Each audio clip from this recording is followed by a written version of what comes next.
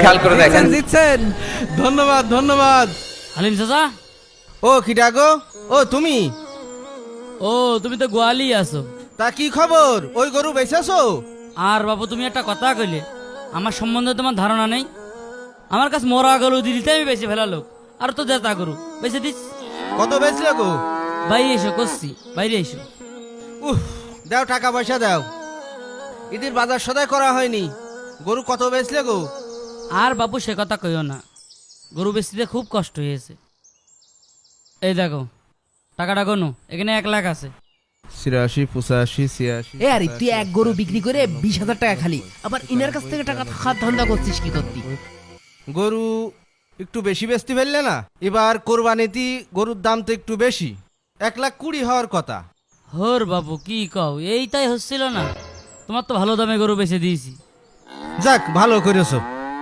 আরে বাবু কোন চল যাচ্ছ, আমারটা দেও। গরু তুমি বেচলে ১,০০,০০০ টাকা, এমনি তুমি লসে বেচেছো, তা তোমার কি দেবো আবার? তোর কি টাকা খেয়ে হয় না, আবার ৫,০০০ খাবি? এত কষ্ট করে গরু বেচলাম, তুমি এই কথা কতি বললে? দুটো লোক সারাদিন তোমার গরুর পিছনে শ্রম দিলাম, বেশি না দাও ৫,০০০ টাকা তো দিবা। দাও দাও বাবু, ঝামেলা করো না, দাও ৫,০০০ টাকা দাও। টাকা ৫,০০০ নিবা? অন্য লোকের কাছ থেকে বেশি নি, তুমি নিজের মানুষ, ৫,০০০ দিবা, দাও। নিজের গরু বেচে পরের টাকা দিয়া লাগছে, হায় রে দুনিয়া। এই নাও ৫,০০০ নাও। ১ ২ ৩ ৪ ৫। আচ্ছা তাহলে ঠিক আছে, গরু বেচলে বার করে নে, গেলাম। এই নে তোর টাকা। ওই টাকা আমি নেব না। ও কম হয়ে যাচ্ছে, এই নে আর ৫০০। তুই যদি ওই সব টাকাও দিয়ে দিস তাও তোর টাকা আমি নেব না। টাকা কি দোষ করলো? এই টাকায় কোনো দোষ করিনি, শ্রম তো আমিও দিয়েছি, এই টাকার ভাগ তো আমিও পাবো, কিন্তু দোষ করেছিস তুই, তোর জন্য এই টাকা আমি নেব না। আমি কি তোর বাড়া ভাতে সাইড ঢেলেছি? তুই যার কাছে গরু বিক্রি করলি তার কাছে ২০,০০০ টাকা খালি, এবং গরুর মালিকের কাছ থেকে ৫,০০০ টাকা খালি। তোর কি মনে হয় যে টাকা গাছে ধরে? এই মানুষের কাছে এমনি চাইলে টাকা দিত, তুই দিস? মানুষের ৫০০ টাকাও দিস তুই? ওই টাকা ইনকাম করতে গেলি একটু এদিক সেদিক কথা কওয়া লাগে।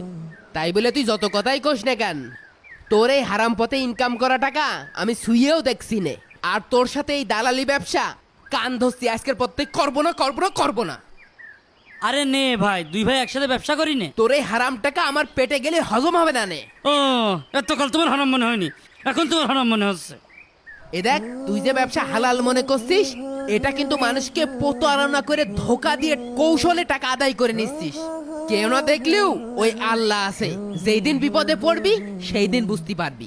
আরে রাখতো তোর হাদিস, খুব বড় বড় হাদিস যা শিখেছে। আজ ৫-৭ বছর ধরে ব্যবসা করছি, তোর হাদিস আমি কম জানি না।